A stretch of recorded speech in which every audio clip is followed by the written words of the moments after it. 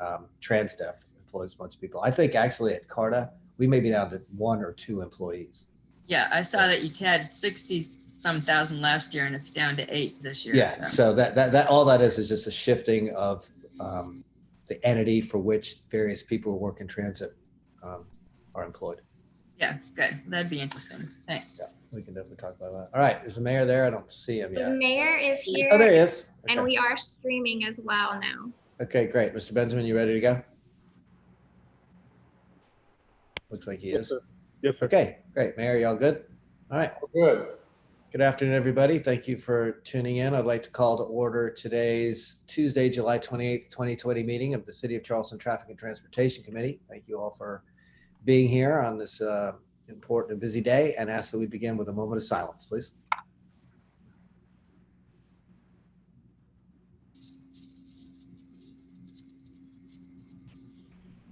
Thank you. All right, first item on the agenda is approval of minutes from July 14th, 2020. Do I have a motion? So moved. Second.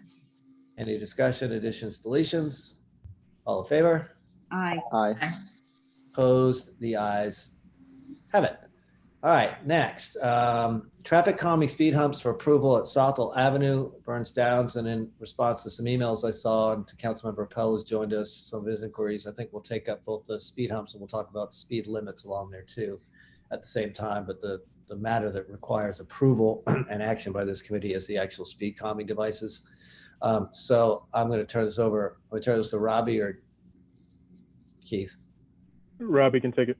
Okay, Robbie, you there? Yes, sir. All right, thank you. Yes, in 2018, we received a request with a petition signed by 75 or 77% of the residents in favor of traffic calming speed humps.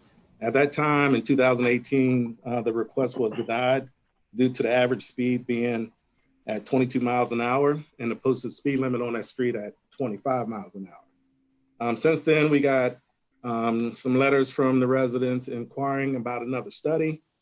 We conducted that study, recording 1,100 vehicles at the average speed of 26 miles an hour. And we found that 107 of those vehicles were driving actually over 40 miles per hour.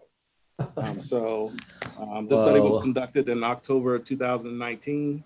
And so we're requesting approval for installation of speed humps on Salvo Avenue. And please know that once we do install a speed hump, we do reduce the speed limit down to 20 miles an hour. That's the recommended speed on the street that has been treated. Okay. Mr. Chairman, I move for approval on that particular request by the Second. transportation We staff. have a motion by Councilmember Jackson, a second by Councilmember Brady. Any discussion? I would note Councilmember Appel, who's not a member of this committee, is present and has been active in pursuing this. So thank you for your participation. Comments, questions, suggestions? I don't have any discussion specific to the speed humps. I do think that they're a good idea at this point, but I would like a little more clarification about the speed limit. My understanding is that it's 20 miles an hour as you approach a speed hump, but then the speed goes up to its regular posted mileage. So maybe this is a very short street and would be essentially 20 miles, but I do think there are other streets that distinction, continues to be a problem. So, well, on this street in particular, which I have some familiarity with because my mother lived there for 10 years, it's a pretty short street and it needs to be 20 miles an hour. It's crazy that it's 25. We can look at others as we go along, just get with Mr. Benjamin and Mr. Somerville if you see some other streets out there. This one needs to be 20.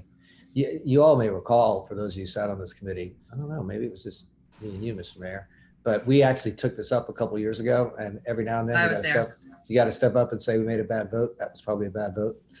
Mercifully, nothing happened bad since then. But since we did not vote this in the last time, that new complex right there behind Harris Teeter is open, and there's so much more traffic through there. So I highly endorse this, and hope you all will do so too. Any other questions, comments about this one? Mr. Chair, Yes, do you sir. mind if Robbie just speaks for 2 seconds to Councilmember Jackson's point? No. Sorry. There's some people who's listening in. Go ahead, Robbie. Regarding the reduction in the speed limit, Yes, sir. just doing an overview of the Burnsdown neighborhood, it looks like majority of the streets are city maintained streets. So the speed limit would be 25 miles an hour unless otherwise posted.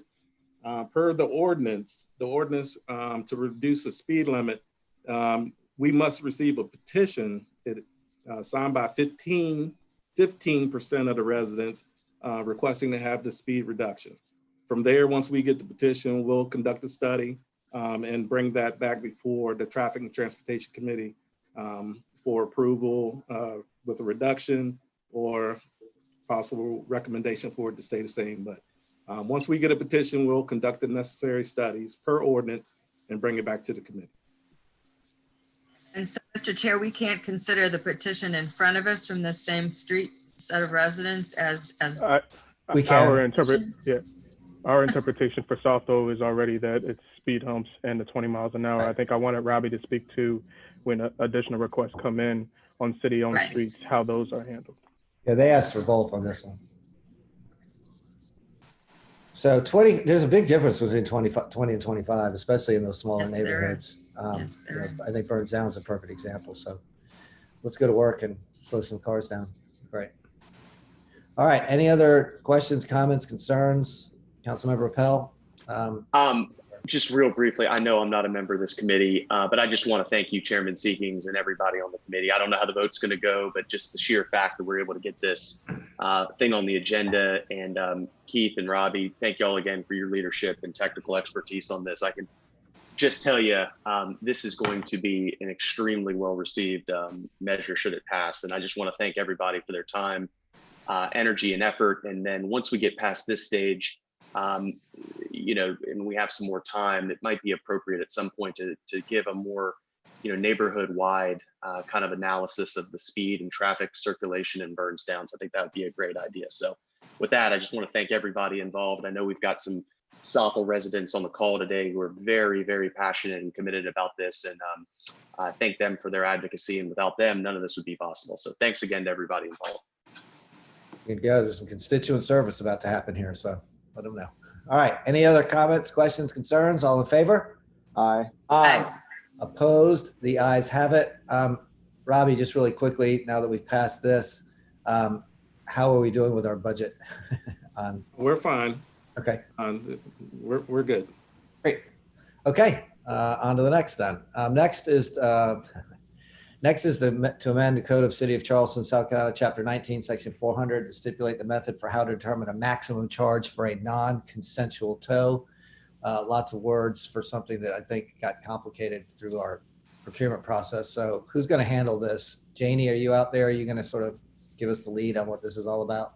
Yes, sir, I will handle this. And this is another constituent request from towing companies in the West Ashley area. And what this does is bring the city's ordinance regarding maximum rate that may be permitted to be charged for a non-consensual tow in line with CPD's towing contract with the towing companies. So quickly, by way of background, I think, Janie, this came up because of the way that we went out and set the zone procurements, right? And the limits on the city tows, and there was a cap that was equivalent. So this is just making amendments so that we don't put a stop to any ability for people to get tows out of private lots, is my understanding. Am I correct? That's about correct, that? sir. And what's the number that we're going to allow, the max, so everyone out there knows if you leave your car and you get non-consensually towed, what it's going to cost you? Right now in West Ashley, it'll be, after the adoption of this ordinance, it'll be $90. Okay, and second, so we can have discussion on this. Second. Mayor? So a question, so this is really just impacting West Ashley right now, and it's basically raising the non-consensual tow fee. What was it before our recent new procurement contract or whatever, towing contract? So was it higher and it now had gone way down because of the lower price and we're putting it back up? We got any history of the numbers there? Sir, it was $75 prior to this amendment. What we did was we took the average of the bids that we received for that area, and that average is $90. So it is actually an increase for this particular area, but it is still the lowest amount of all the towing quadrants. So presently I'm reading on James Island, Zone 2, a non-consensual tow is $180. And then you go over Wapu Cut and it's only $90. Right. That's the way the bids came in. Yes, sir. So I guess I would just, I don't know that I got a question, a problem with $90 being a non-consensual tow fee for West Ashley, but it seems to me that the others are too high. So give me an example of a non-consensual tow, just somebody parked in somebody's parking lot where they have a posted sign saying you're not allowed to park here without a permit. And if I do that on James Island, I'd be subject to a $180 towing fee. That is correct. Well, and downtown it's $195. That's correct, because it's based upon 150% of the city's most recent franchise towing fee for that quadrant. So it's 150% of what the city's police tow is for that particular quadrant. And that is bid out on a regular basis. But you don't have to win the contract. In other words, towing company A gets the contract and in essence sets the price. So, but towing company B actually monitors a certain parking lot and they get to do a tow and they still go by the $195. That's right. Yeah. Yeah, the formula is based on the city's agreements, but it applies to everybody across the board in whatever quadrant that you're in.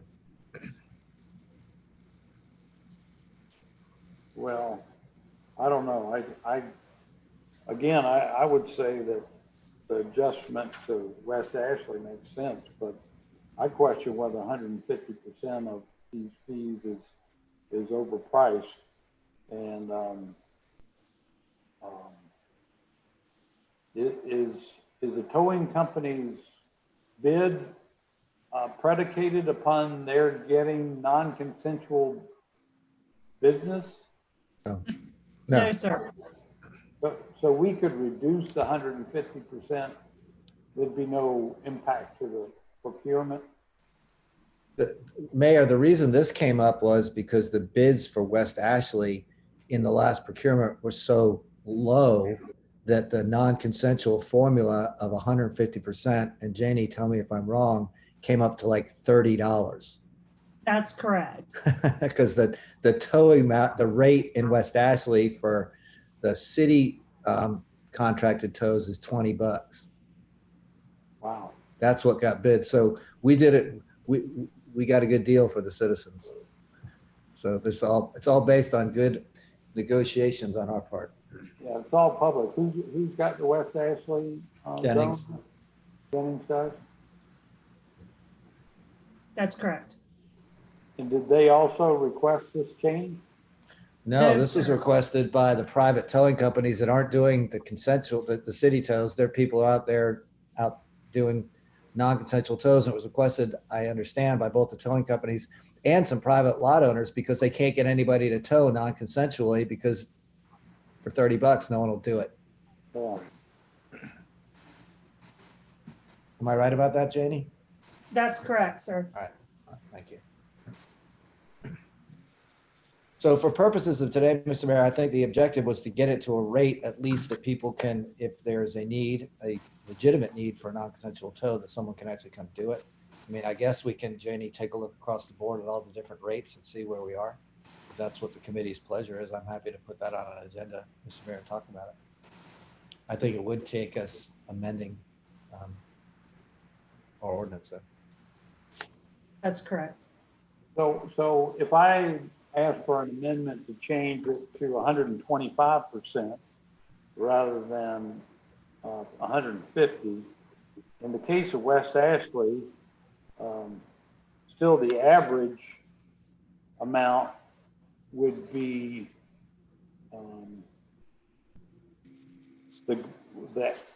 the greater amount, and so the $90 would still be the rate for West Ashley, but it would in effect lower the other three zones by 25%, correct? That's correct.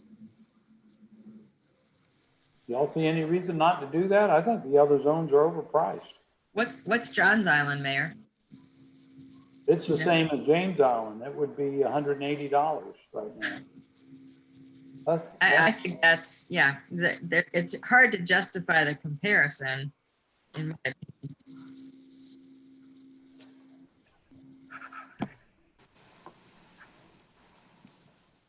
Does that make sense to y'all? Do y'all think it's overpriced to pay $180 for a tow from James Island and $195 on the peninsula? That's a lot of money. I guess there's another way of looking at it, that it's really, if you're going to get towed, go to West Ashley. That's right. Deals are abounding in West Ashley, including Revitalization strategy. Right. You know, and you not only got the tow fee, but don't they then put a storage fee and a processing fee, and then you go up there and they're not. Well, we've taken care of that. We used to be, they would tow you on Friday afternoon at 5 o'clock and then go away for the weekend, and you come pick it up on Monday morning, and they charge you about $500. We've stopped all that. Anyway, may I make a suggestion, Mr. Mayor? Can we vote on this just to set this rate, and then have this brought back to see if we can't just set a uniform rate across the way, and go take a look at it, so we know we're all comparing apples to apples on all the things, John's Island, Daniel Island, everywhere, so we know exactly what the rates are everywhere. Yeah, I think that works. Yeah, I get it. West Ashley is out of the market, but I think we ought to have some equalizer here. I mean, whoever came up with the idea of setting it on whatever the contract is. We never thought that anyone would go bid $20 a tow. Right.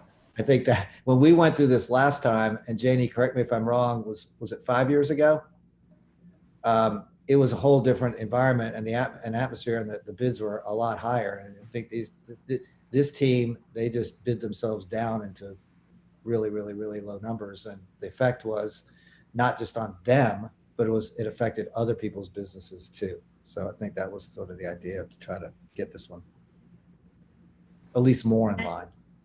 In addition to that, I will also say, I believe there's a case out in New Jersey that upheld tying the non-consensual tow to a city's towing contract. And so I believe that's how the formula originated, or potentially originated. Right. The way to fix it in the future is just have a flat non-consensual tow rate in the city. That wouldn't be tied into any formulas. Yeah, certainly. I agree. Can we do that? I think we probably can. Yeah. So I'll be glad to support the West Ashley change, but I just don't want this to get lost.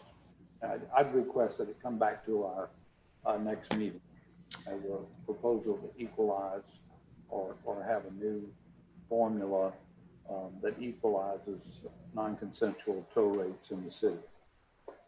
Fair enough. Make that happen, Mayor. What's that? I was just saying, we can make that happen. Yeah. Great.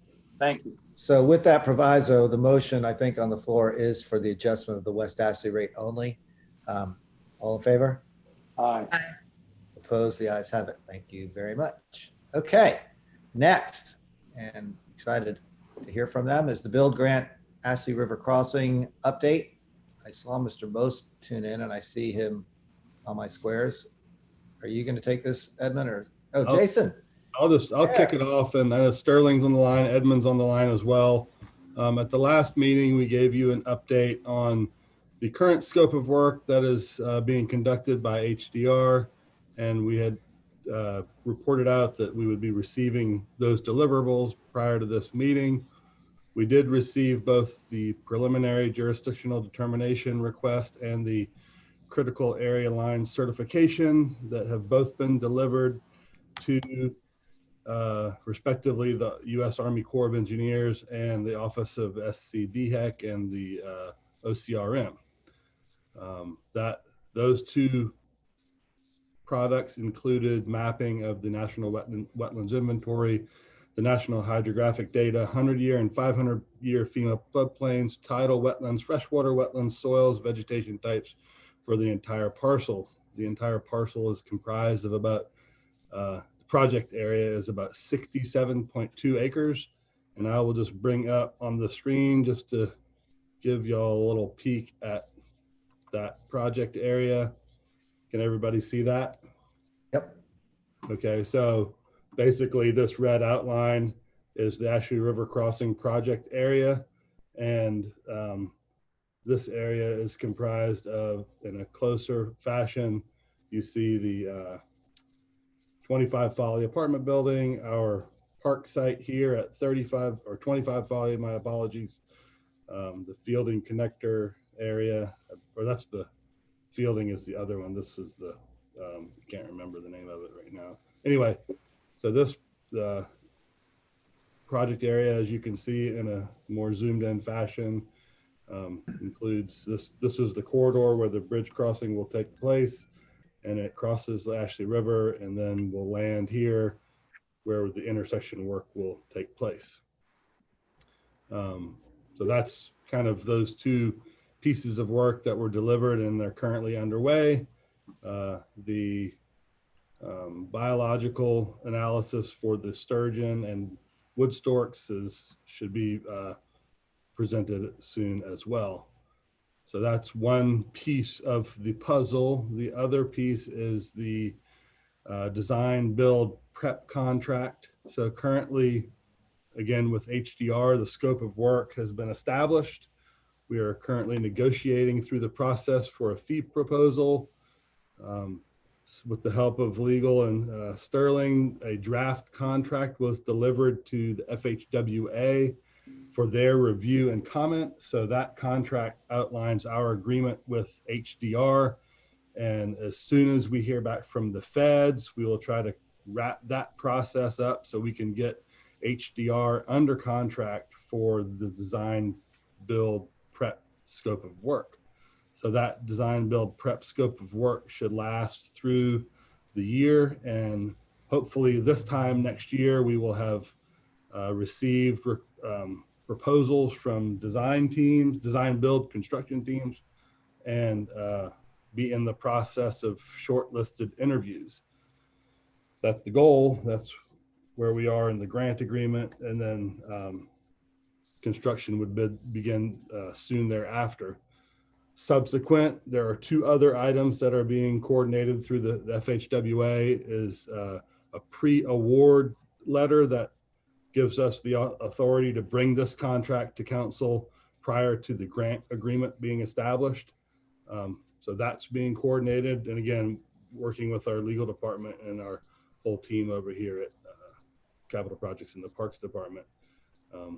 While again, we work on the grant agreement. So there's actually 4 ongoing scopes. There's the original scope that was approved some time ago that I just reported out on. There's the design build prep contract. There's the grant agreement, as well as the pre-award letter that will allow us to get the contractor or the design team underway. So that's like very much a 30,000 square elevation, 30,000 foot view, lots of different pieces and moving parts within that lots of people are working on. So if Sterling, did I hit everything correctly, or Edmund, if y'all have anything to add, please jump in.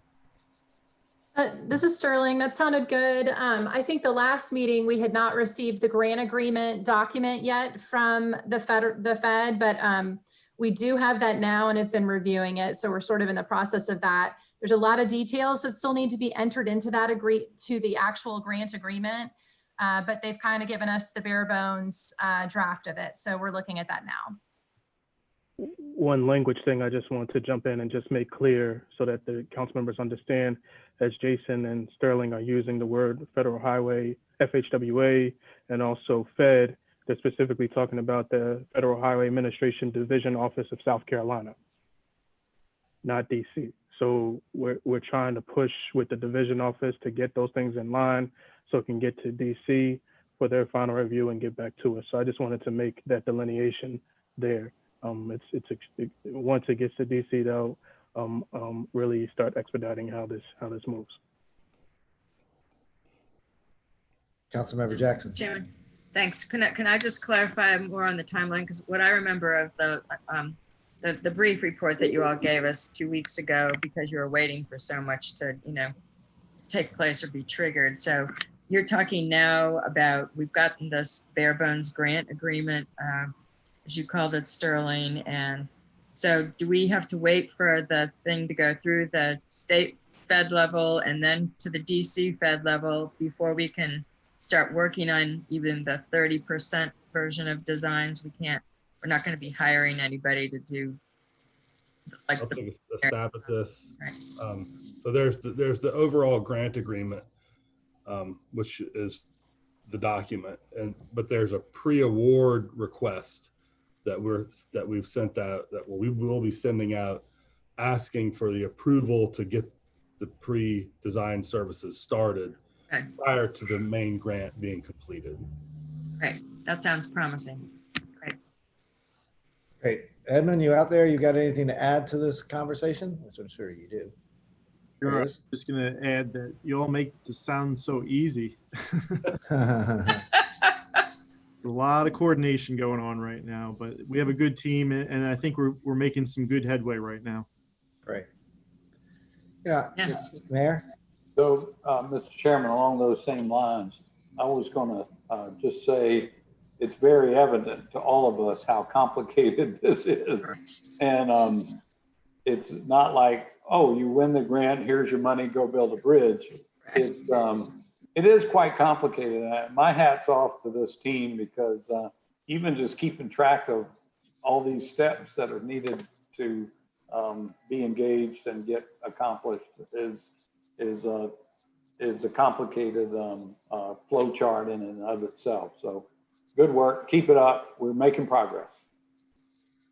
Any other questions for our team that joined us? Okay, well, thank you all very much. And we'll be calling on you regularly to keep us updated, because this is something I think that our constituents have been asking a lot of questions about. So thank you for taking the time in what is, I know, very busy times for y'all to give us the update. All right, finally, our director's update, Mr. Benjamin. Hey, everybody. Just 4 things for you all today. One, just wanted to say about a year ago, Mayor and Council, you all approved unanimously over at the church over in West Ashley, our transit accommodations ordinance. And if you remember, this was a piece that allowed us through the TRC process to hold developers accountable to what their transportation mitigation strategies were going to be around transportation, and including transit in that, understanding that they would have to have that as a part of their strategy or before they get their CO. And been working with Carter and BCD COG on that throughout. Obviously, you're going to hear from Ron later on this evening. But since we've introduced that, there's been over 19 different development projects in the city that, because of their trip generation models and their traffic studies and otherwise, have had to introduce transit accommodations into their strategies and what that looks like for their entire build outs. And so they're coming to the TRC process with that already in their concept designs, knowing that's the case. And so hopefully we can continue to work together to find other ways to maximize our policies, to hold the development community accountable to the fact that if you're going to be coming into our community and creating growth in whatever way that is, you have to help us meet our particular goals too, whether that's around congestion or affordable housing or resiliency. So thank you all for pushing that forward, and hopefully we could see more of that partnership with Carter and the COG moving forward. As you take rides around the city, you've probably seen the work of Lockwood and Bufane, and also the signaling at Fairchild. Those are moving forward smoothly. Again, the Lockwood and Bufane is a county project that we will maintain afterwards, but looking forward to that getting finished up in the next month. And then the Daniel Island signalization at Fairchild and Island Park, they did all their boring and the digging for pouring the concrete there, and going to be moving those projects forward as well. Third on my list, you all may have gotten wind of it already, but just a heads up that we internally were informed about Gotcha Group, the parent company for Holy Spokes Bike Share. Their CEO, Sean Flood, has stepped down and is moving on to bigger and better things. They were bought out not too long ago and partnered with a larger micromobility company. And so we'll be meeting with MUSC in the coming weeks just to talk about Holy Spokes in general and kind of where they stand on that. They do have the ability in their existing contract that was executed in 2016 for another year extension this November. So there's a high possibility that we might be coming to you all regarding that. But legally, next year, going into next year, we'd have to begin a new RFP process for, for bike share or micromobility in the city. So just giving you a heads up that process is something that we as staff and obviously presenting to you all are going to have to work around. Councilmember Seekins and the mayor are quite familiar with how arduous the process was when this was first introduced. And so looking forward to that process moving forward. And then the final thing, just a reminder that we're on Daniel Island regarding maintenance for traffic operations this month, and we'll be on James and Johns Island for the month of August. So just keeping you all abreast as we're fulfilling those maintenance requests and work orders and otherwise. So that's all I had on my list, unless you all have questions or things we need to get going for y'all. All right, questions from Mr. Benjamin, Councilmember Jackson. Thank you. It's very encouraging to hear about the developments that have been, met the threshold to have to provide the amenities. Is that something that you have on one list or something that you might be able to share with us in terms of just, I think that's really encouraging. So we have a list of locations and what they had to provide in a month or two. That'd be really cool. Yes, ma'am. I'll send that to you. And then I always try to learn the new lingo. So I've never heard the micro mobility phrase. Is that a broader definition of something other than bikes? Yes. What does micro mobility mean? So some of it is stuff that you all have already banned, but micro mobility is scooters. Yes, scooters. Exactly. So micro mobility speaks to other forms of transit that might be individual or smaller in nature, whether that's ride share, whether that's e-vehicles, whether that's trikes, whether that's scooters, whether that's not just general bike share, but also e-bikes, electric bikes as well. And Gotcha, for example, in other cities has begun to transition to e-bikes, makes it easier for a larger swath of people to be able to use the system. It is something that I am interested about how that could be introduced here in our city with something that has a mixture of our regular bike share and possibly e-bikes as well. So just figuring out additional ways that give people options to move around. One of the biggest concerns that a lot of us who work in transportation in cities is how many people use their car for trips that are 2 miles or less, and what it would mean, how much in congestion that lowers when those type of trips are done by other modes or other connections.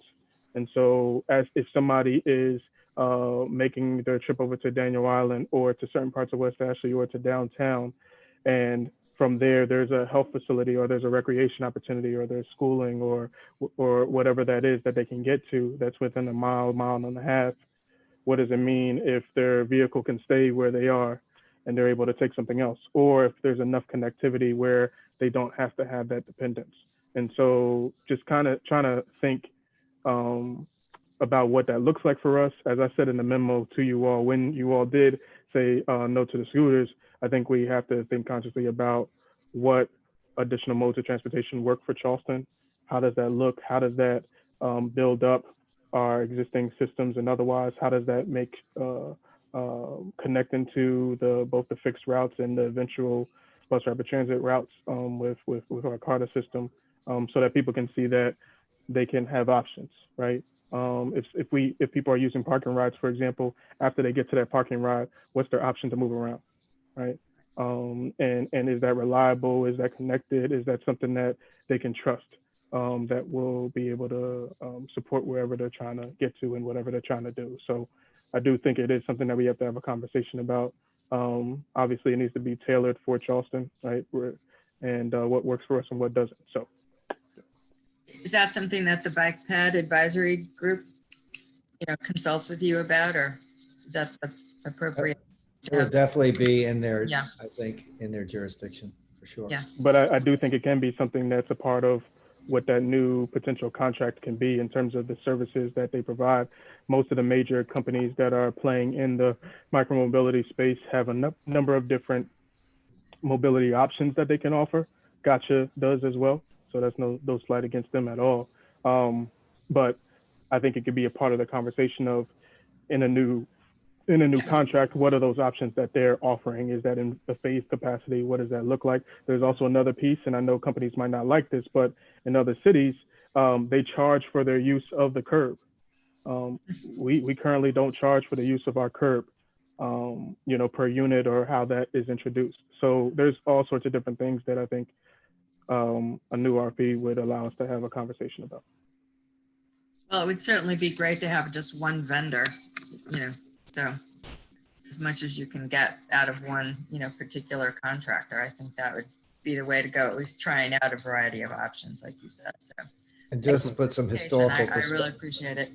To put some historical perspective on this, it took a long time to get to this agreement with Gotcha. I mean, we worked on it for about 5 years. So we're one in, there's many more to come, and there's going to be lots of permutations, I suspect. E-bikes are going to be part of the conversation for sure. Definitely. They're everywhere.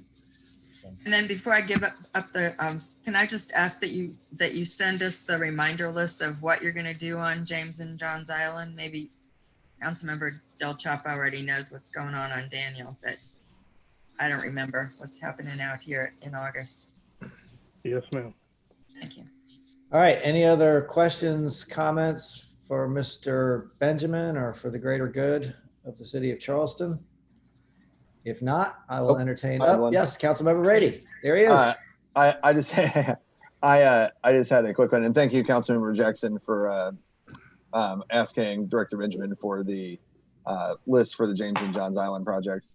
But I just had one thing when we bring up the non-consensual tow fee at the next kind of iteration of it. I'd just be curious if there's any stats around in terms of kind of the equity of who those fees impact.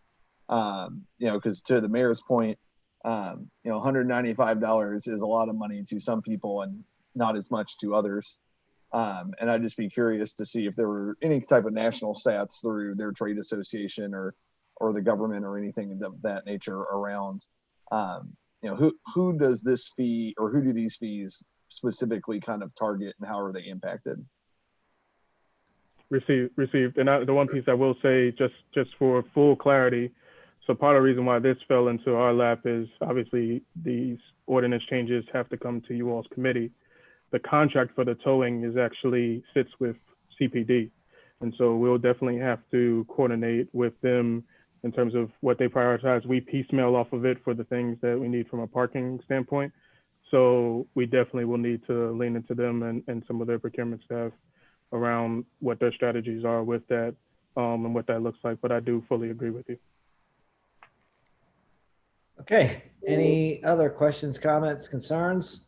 If not, we will see you all in just a little bit at Ways and Means. Thank you all very much. Thank you all. Thanks, everybody. Thanks, Mr. Chairman.